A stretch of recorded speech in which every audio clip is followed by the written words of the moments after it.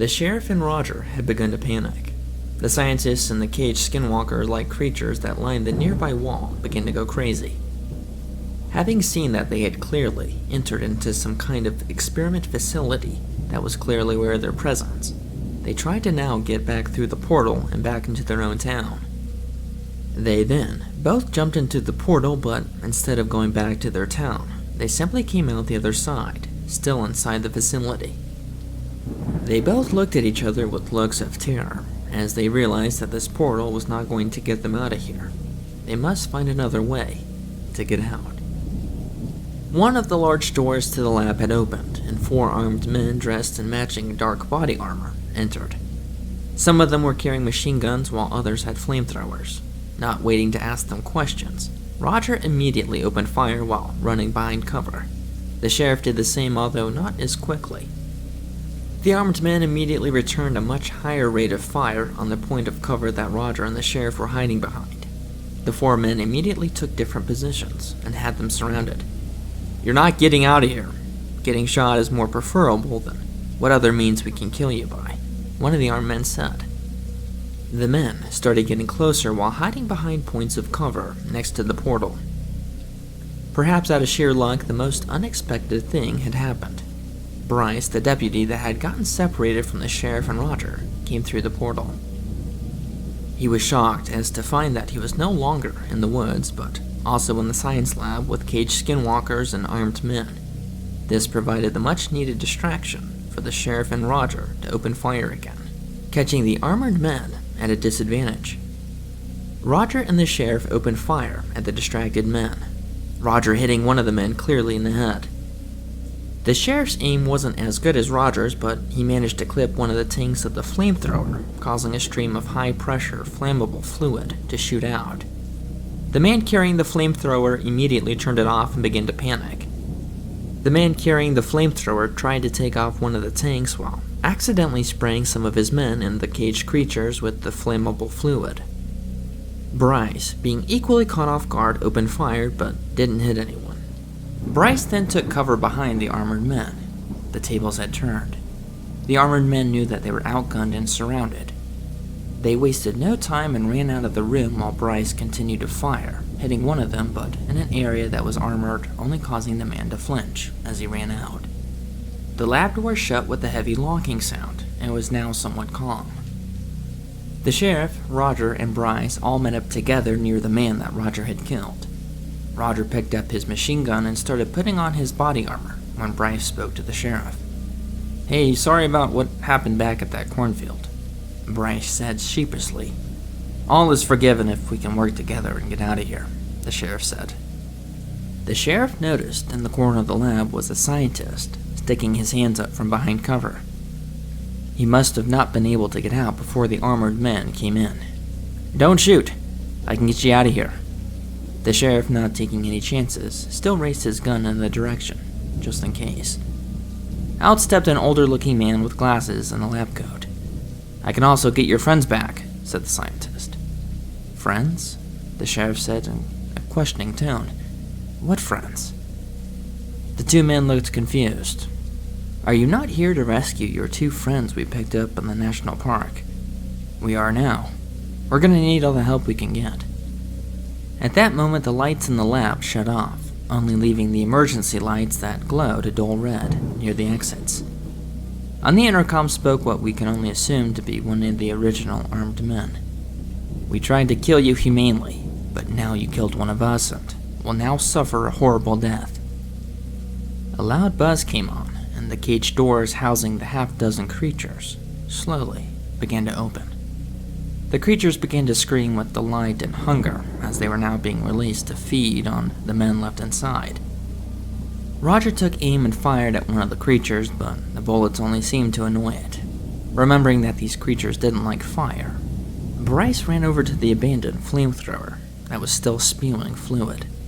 Everyone shouted "don't," but it was too late. Bryce, unaware of the leak, lit the torch, and everything that the fluid had touched immediately erupted into flames.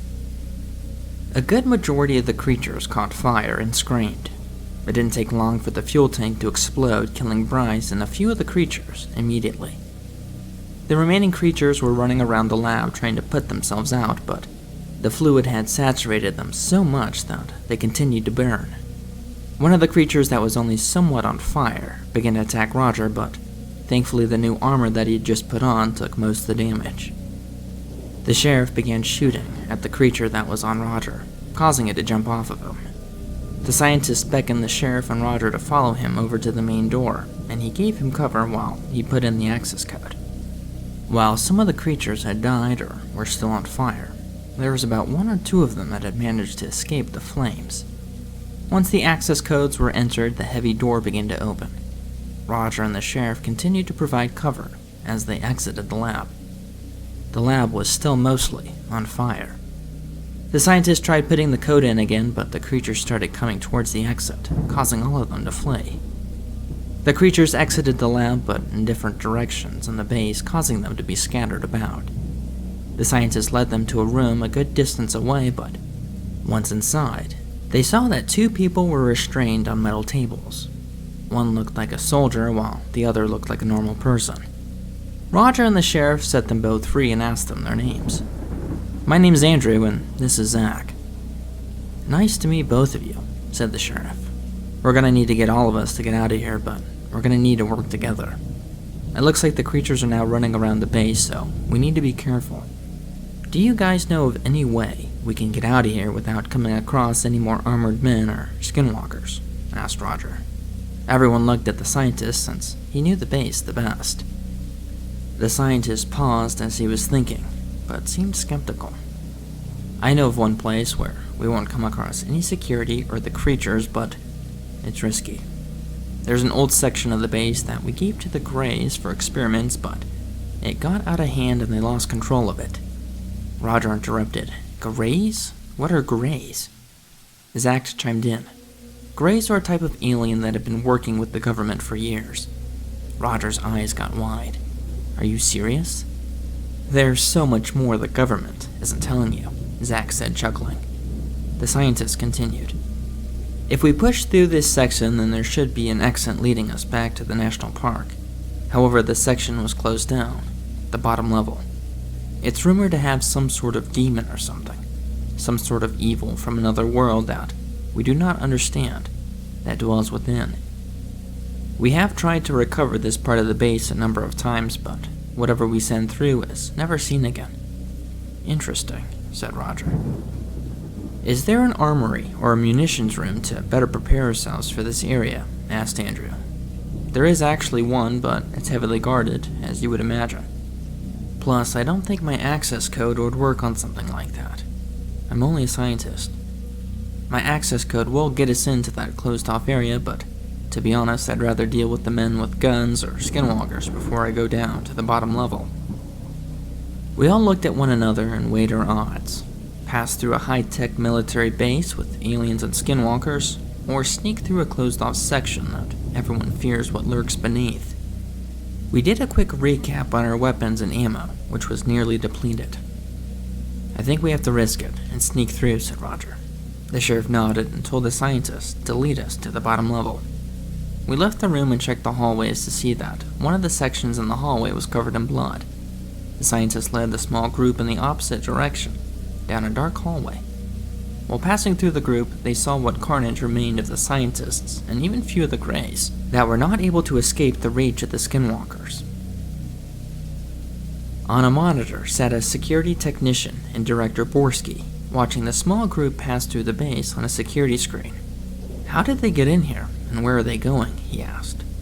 "We think they came through one of the many portals we have open." "Interesting." Borsky made a phone call on a landline and hung up. "Okay, let's follow these guys. They're not getting out of this base, that's for sure. So, where are they going?" The technician spoke almost hesitantly. "Well, in terms of the security, the only area that is impregnable is technically the bottom level. It's closed off, but if they had an access code and went through the bottom level, they could get through to what's on the other side, which we don't know what is on the other side. The Greys might have a portal down there, or something like that.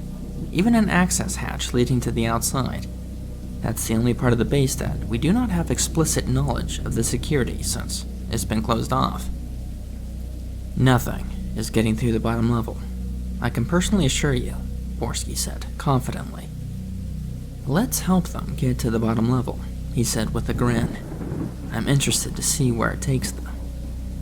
The technician pressed some buttons and the metal heavy doors began to close on the security monitor, leading the small group directly to the base elevator. The group stopped for a moment when they saw the doors in the base close all around them, except for a few that seemed to be leading them somewhere. What's happening? Yelled Andrew.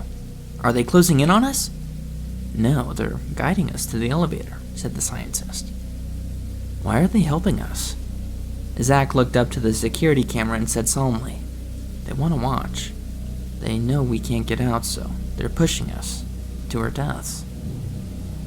The group made it to the base elevator and the scientist put in his access code. Look, I can't follow you down there, said the scientist. You can kill me now, I don't care, but I can't go down there. The elevator door opened, revealing an empty silver box with bright LED lights on top. The sheriff forced him in and said, Nobody's going to die.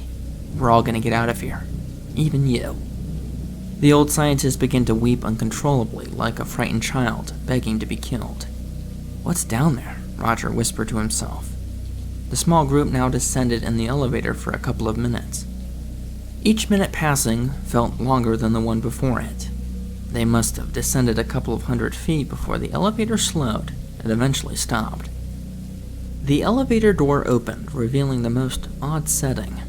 Instead of some high-tech futuristic lab, it was a cave-like structure. The walls and floor were primarily made out of stone. It was dark and not much was visible. It was very possible that this was underneath the mountain which resided in the national park. All they had to do was find a way out. The only light that they had, aside from some small handheld lights brought from the sheriff and Roger, came from the elevator. Everyone was quiet. No one said anything. The scientist was still sniffing from all the crying, but overall was mostly silent. Andrew and Roger were the first to step out. The sheriff followed behind while pushing the scientist, and Zach also followed. The air was cool and had a slight fog that seemed to cover all areas of the cave. Something was off about this. What were the Greys working on down here, and why was it closed? It didn't take long for them to find multiple bodies of both humans and aliens alike. Their bodies weren't just cut or sliced like they'd seen before, but they looked like they were crushed. This wasn't done by a Skinwalker. It was something bigger. Borsky and the technician watched all of this on the security camera inside the elevator. It didn't provide a complete view, but they were still able to see everything that they needed to. Should I retract the elevator, sir? Director Borsky shook his head. No, I want to see what everyone's so afraid of down there. The group searched slowly around the cave for about 20 minutes or so. Things began to feel better as they realized whatever it was that everyone was afraid of must have been gone by now. There were workstations with futuristic-looking tools and weapons, but no one knew how to use them. The scientists said that the weapons only worked for the Greys and not the humans. Something about their hands emitted a certain type of radiation that powered the weapons. They didn't share this technology with us, obviously. Something then caught the scientist's eye. It was a lever that was on one of the walls. Next to the lever was a Grey that was still holding the lever downwards, despite still being dead. The scientist walks over to the Greys and was about to touch it before Zach said something. What are you doing? Don't do that. The scientist was in some kind of trance and didn't seem to listen, and touched the Grey. The Grey's hand then let go of the lever, and the lever shifted back upwards in the on position. Once the lever was upright, lights in the cave began to turn on. It illuminated more workstations and different types of alien spacecraft. In the middle of the cave laid horizontally what looked like a giant pool of purple liquid. Roger and the sheriff immediately knew that this was not a pool, but rather another, much larger teleporter, much bigger than the one that they had used to get into the space. These portals are only one ways for human. If we go through, we can't come back, said the scientist. I think this is the mother portal. We have been theorizing about this one. It's the only portal that leads back to the world. All the other ones lead to other parts of the world. What if this doesn't lead to their home planet, but some other place? Zach asked. Anything is better than here, said the sheriff. As he was about to step into the portal, Zach stopped him. Wait, why did the Greys want this portal off so badly? What's on the other side? Andrew then picked up one of the bodies of the Greys and tossed it into the portal. Why would you do that? Screamed Roger. The group watched silently at the portal to see if anything would come through, but nothing did, at least at first. After a few seconds, out came a colossus, scaly claw. The claw, while being attached to some kind of arm that spanned 30 feet high and 10 feet wide, slowly came through. Whatever the creature was, it was too big for it to come entirely through the portal. Andrew screamed out of fright, and it reached down and picked him up and slammed him on the ground, completely crushing him. The scientist tried picking up one of the Grey's weapons while also holding on to one of the dismembered Grey's hands on the handle. The scientist, surprisingly enough, actually got the weapon to fire 3 times, hitting the large claw, before the claw took notice, slamming him into the wall. The scientist was no more than a bloodstain, in pulp. Roger was about to fire his weapon at the claw when Zach stopped him. Wait, he whispered. The claw was about to attack when it just stopped. I think it attacks based on sound, he whispered. The claw began to feel around the cave to find its next victim. The group of now 3 silently maneuvered their way over to one of the spaceships, and out of reach of the claw. Roger grabbed an entire arm of a Grey and brought it in with him as he slowly entered into one of the spaceships. The spaceship was surprisingly pretty basic. There was only one seat, and they assumed it to be the pilot's. The spaceship only had a few controls. Roger placed the arm on one of the controls and the ship lit up. The claw took notice and immediately tried to grab the larger ship. Roger hit one of the buttons and the ship began to levitate. However, it didn't take long for the claw to grab hold of the ship and pull it towards the portal. He tried spamming a few of the buttons on the dash, but there appeared to be no weapon systems on this ship. They tried to accelerate out of the grasp of the creature, but it was too strong. The claw then pulled them into the portal, and everything went silent. Borsky and the technician watched in awe on the security monitor. The cave was now silent. Well, now we know what's down there. Close the elevator door and bring it back up. We need to continue our plans.